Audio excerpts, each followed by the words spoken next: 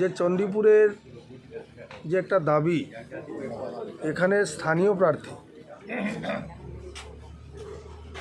দীর্ঘদিন ধরে চণ্ডীপুরবাসী সেটা থেকে বঞ্চিত, এবং এবার সবার দাবি ছিল চণ্ডীপুরের স্থানীয় প্রার্থীর জন্য শাসক গোষ্ঠীর পক্ষ থেকে, কিন্তু তারা সেই স্থানীয় প্রার্থী পায়নি।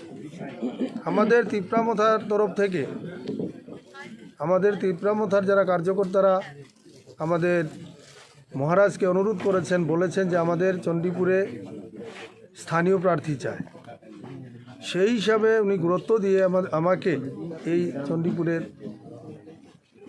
প্রার্থী করেছেন। এবং সবথেকে যেটা বড় বিষয়, এখানে আমাদের ভারতীয় জনতা পার্টির থেকে যাকে প্রার্থী করা হয়েছে উনি বহিরাগত, এবং দীর্ঘদিন লাগাতার 9 দিন দৈনিক সংবাদে তার দুর্নীতির বিরুদ্ধে সমগ্র ত্রিপুরা রাজ্যে লেখা হয়েছে এবং প্রচার করা হয়েছে। অবশেষে মুখ্যমন্ত্রীর অনুরোধে সেই পত্রিকা তার বিরুদ্ধে লেখা বন্ধ করা হয়েছিল, এবং মুখ্যমন্ত্রী কথা দিয়েছিলেন তার বিরুদ্ধে তদন্ত করা হবে, কিন্তু সেই তদন্ত এখনও পর্যন্ত করা হয়নি। অভিযোগটা কী ছিল দাদা?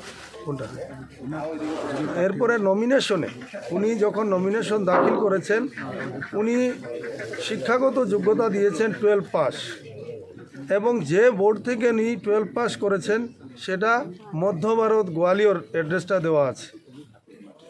সেকেন্ডারি এডুকেশন বোর্ড মধ্য ভারত গোয়ালিয়র, যে নামের উনি 2004 সালে পাস করেছেন বলেছেন, কিন্তু যে নামের কোনো বোর্ড ভারতবর্ষেই নেই, সেটা ভুয়া। এবং এই বোর্ডের সার্টিফিকেট নিয়ে আসামে অনেকে চাকরি পেয়েছিল, যাদেরকে 2019 সালে বরখাস্ত করা হয়েছে, এবং আসাম সরকার ঘোষণা করেছে যে এই বোর্ডটা অবৈধ।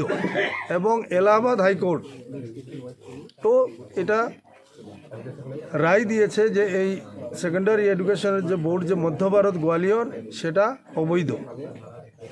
কিন্তু আমার কালকের ওনার যে উত্তর ছিল, আমাদের যে ভারতীয় জনতা পার্টির প্রার্থীর উত্তর ছিল, বোর্ড যদি অবৈধ হয় তাহলে ছাত্রের কি দোষ? প্রশ্নটা শুনুন, বোর্ড যদি অবৈধ হয় তাহলে ছাত্রের কি দোষ? ছাত্র তো পড়াশোনা করেছে।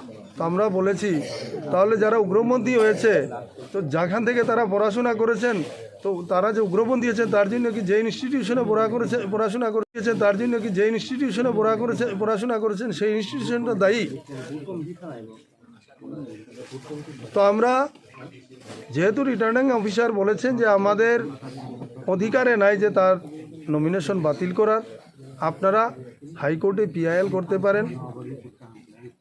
এবং নির্বাচন কমিশনে ভুল তথ্য দেওয়া মানে বিরাট একটা অপরাধ, যার শাস্তি 11 বছরের জেল।